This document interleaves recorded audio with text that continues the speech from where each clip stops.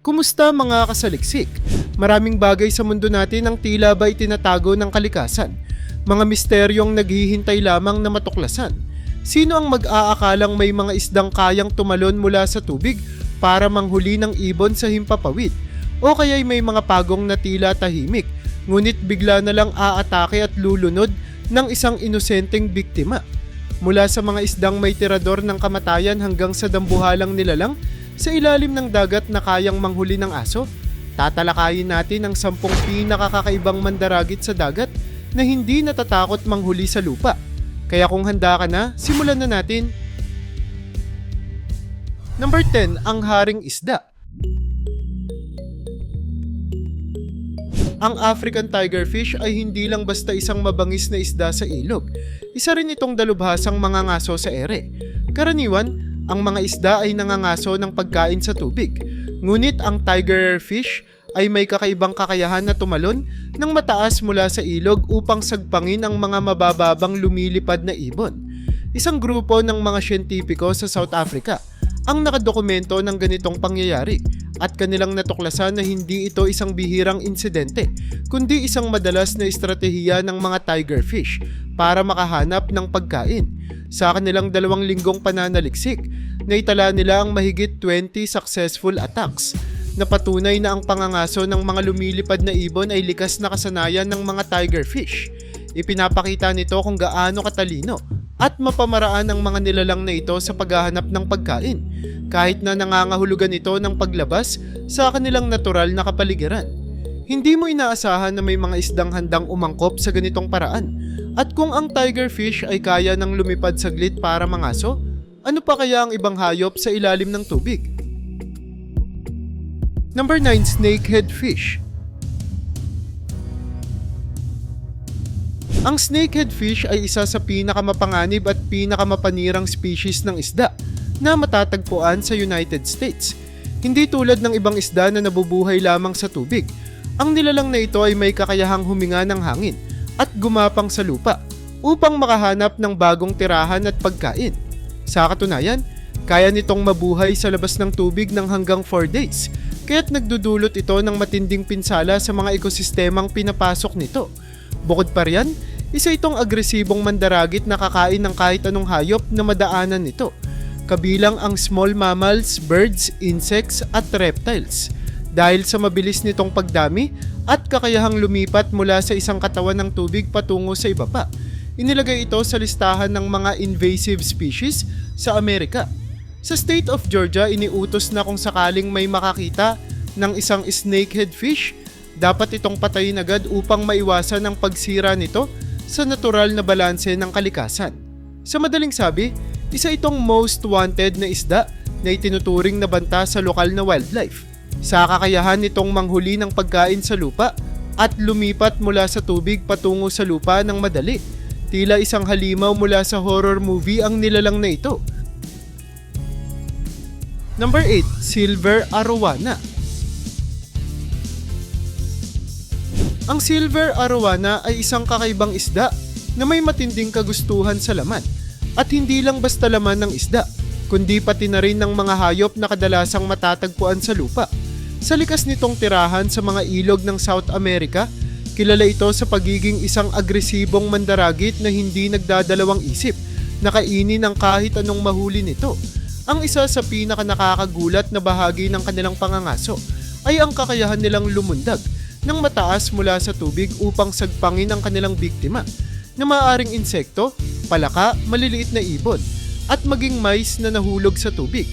Ang arowana ay may napakahusay na paningin, kaya madali nitong natutukoy kung kailan malapit ang isang potensyal na pagkain sa ibabaw ng tubig. Kapag nakakita ito ng tamang pagkakataon, mabilis itong tumatalon mula sa ilog at dinadakma ang hayop gamit ang kanyang malakas na panga. Sa sobrang lakas ng kanilang talon, may mga pagkakataon pang nakakapasok sila sa mga sanga ng puno upang makahuli ng biktima. Dahil sa ganitong kakaibang kakayahan, madalas silang tawaging water monkeys sa kanilang natural na tirahan. Hindi nakapagtataka kung bakit itinuturing silang isa sa pinaka-agresibong isda sa tubig tabang. Number 7, banded archer fish. Sa mundo ng mga mandaragit sa tubig, bihira tayong makakita ng isang isda na gumagamit ng matalinong taktika sa pangangaso. Pero iba ang banded archerfish. Isa itong maliit na isdang may pambihirang paraan upang makuha ang kanyang pagkain. Hindi tulad ng ibang isda na sumasandig sa bilis at lakas, ang archerfish ay may kakayahang gumamit ng water bullets upang pabagsakin ang kanilang biktima mula sa mga sanga ng puno sa ibabaw ng tubig. Ang espesyal na kakayahang ito ay posible dahil sa kakaibang hugis ng kanilang bibig na nagbibigay sa kanila ng kakayahang magbuga ng isang malakas at matulis na stream ng tubig patungo sa kanilang prey. Madalas nilang puntiryahin ang mga insekto, gagamba, at iba pang maliliit na hayop na nagkakamaling lumapag sa ibabaw ng tubig o sa mga dahon sa malapit. Sa sandaling tamaan ng tubig ang kanilang biktima, mahuhulog ito sa tubig kung saan mabilis itong nilalapang ng gutom na archerfish. Dahil sa likas nitong galing sa pag-target, kaya nitong tamaan ang isang biktima ng may sobrang taas na accuracy kahit pa ang target ay nasa 5 feet ang layo. Sa sobrang husay ng archerfish, minsan itong tinutularan ng mga scientist sa paggawa ng mga robotic systems na gumagamit ng parehong precision shooting technique. Hindi mo aakalain na isang maliit at tila payapang isda ang may ganitong pambihirang kakayahan. Number 6. Mudskipper.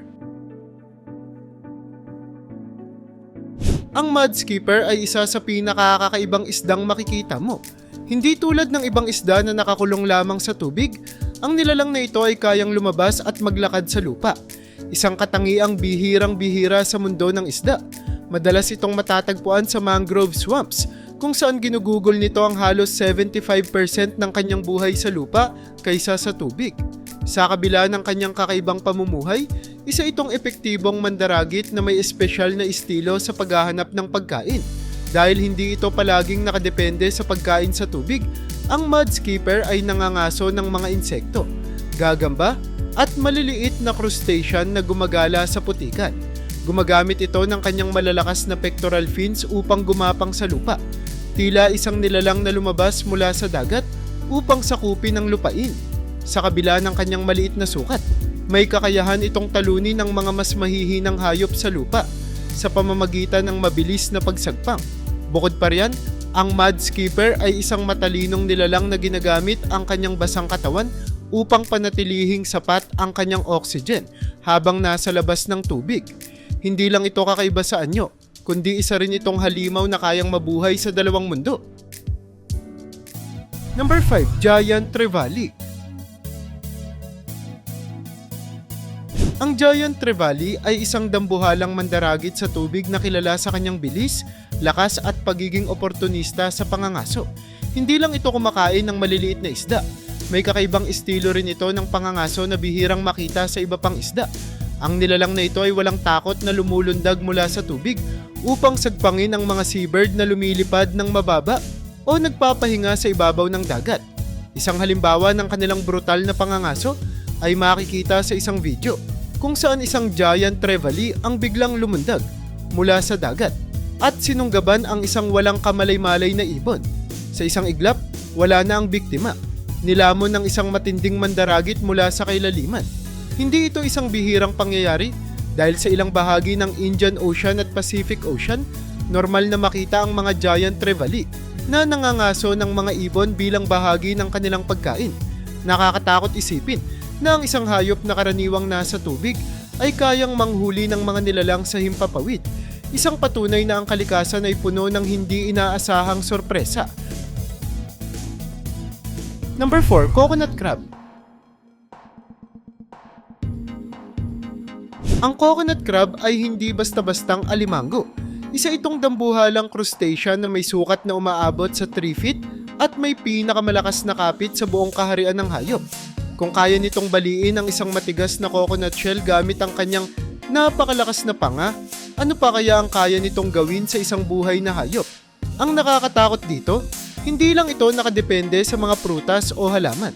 Bagaman tinawag itong coconut crab, ito ay isang omnivore na nangangahulugang kumakain ito ng kahit anong makakain nito.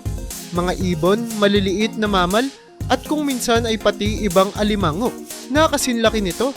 Hindi lang ito naninirahan malapit sa dagat, kundi halos land dwelling na ito kapag umabot na sa hustong gulang. Kadalasan itong gumagala sa mga isla sa Indian Ocean at Pacific Ocean. At may ilang dokumentadong kaso kung saan nakitang sumalakay ito sa mga ibon sa puno, ginamit ang kanyang malalakas na kuko upang dukutin ang biktima, at saka dinala ito pabalik sa kanyang lungga upang lamunin. Sa laki at lakas nito, halos wala ng natural na predator ang coconut crab, maliban na lang sa mga tao na humuhuli nito para gawing pagkain. Ngunit kung iniisip mong masarap itong kainin, isipin mo rin kung paano ito gumaganti sa ibang hayop, dahil kung magkamali kang mahuli nito, baka ikaw pa ang maging hapunan. Number 3. Giant Tiger Sharks. Ang tiger shark ay isa sa pinaka-nakakatakot na mandaragit sa karagatan. Ngunit lingid sa kaalaman ng marami, hindi lang ito nakadepende sa mga isda at lamang dagat para mabuhay. Ayon sa isang scientific study, natuklasan ng mga mananaliksik na halos 41 sa 105 na batang tiger sharks na sinuri ay may laman ng ibon sa kanilang tiyan, at hindi lang seabirds kundi mga landbirds tulad ng pigeons, woodpeckers at sparrows. Ang tanong, paano nakakain ng landbirds ang isang pating na hindi naman lumalabas ng tubig? Ayon sa mga eksperto, ang sagot ay nasa panahon ng migration ng mga ibon.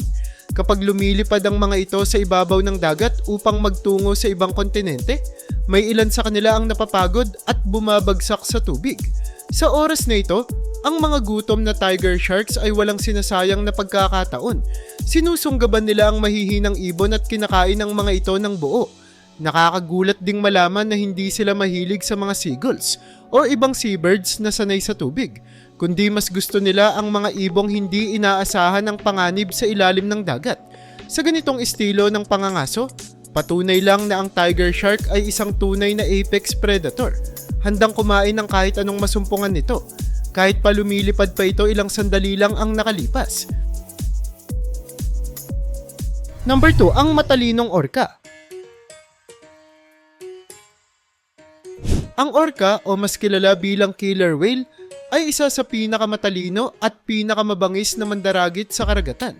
Hindi lang ito malakas at mabilis, kundi mayroon ding pambihirang talino na ginagamit sa pangangaso. Isang matingkad na halimbawa nito ay ang orca, na pinangalan ng Kasatka, na nakuhanan ng video habang gumagamit ng pain upang mahuli ang isang ibon. Hindi lang ito basta-bastang panghuhuli. Ito ay isang pagpapakita ng strategic hunting behavior, isang bagay na bihirang makita sa mundo ng mga hayop. Sa video makikita si Kasatka na dahan-dahang naglalagay ng patay na isda sa ibabaw ng tubig upang akitin ang mga gutom na ibon na lumapit. Habang unti-unting lumalapit ang mga ibon sa akalang may libreng pagkain silang matitikman, nananatiling tahimik at kalmado si Kasatka, tila isang malamig at tusong mamamatay. Sa oras na may isang ibon na hindi na nakapagpigil at sumugod sa pain, biglang umaangat ang orca mula sa tubig at walang kahirap-hirap na kinakain ito sa isang iglap. Ang ganitong katalinuhan sa pangangaso ay patunay kung bakit ang orca ay tinatawag na apex predator. Walang anumang hayop sa dagat ang kayang tumalo sa talino at kakayahan nitong manghuli. Number 1, ang pag-atake ng pagong. Karamihan sa atin ay iniisip na ang mga pagong ay mabagal, mapayapa, at halos walang kakayahang maging isang epektibong mandaragit. Ngunit ang isang video mula sa Brazil ay nagpapatunay na may mga pagong na hindi lang basta herbivore, sila rin ay mabangis na mga ngaso. Sa video, isang grupo ng mga kalapati ang tahimik na naglilinis ng kanilang mga pakpak at umiinom ng tubig sa tabi ng isang lawa. Sa kanilang isip, wala silang dapat ipag-alala. Hindi naman siguro sila makakain ng isang pagong, hindi ba? Ngunit mali sila. Mula sa ilalim ng tubig, isang tila walang interesadong pagong ang dahan-dahang lumalapit. Sa isang iglap, bigla itong lumabas mula sa tubig at sinunggaban ng isang kalapati. Kinaladkad pabalik sa lawa at nalunod ito sa loob lamang ng ilang segundo. Walang laban ng ibon sa matibay na panga ng pagong, at sa loob ng ilang saglit, ang dating lumilipad na hayop ay naging hapunan sa ilalim ng tubig. Ipinakita ng eksenang ito na kahit ang mga hayop na inaakala nating mabagal at hindi delikado ay maaari palang maging mabagsik na mandaragit kapag dumating ang tamang pagkakataon.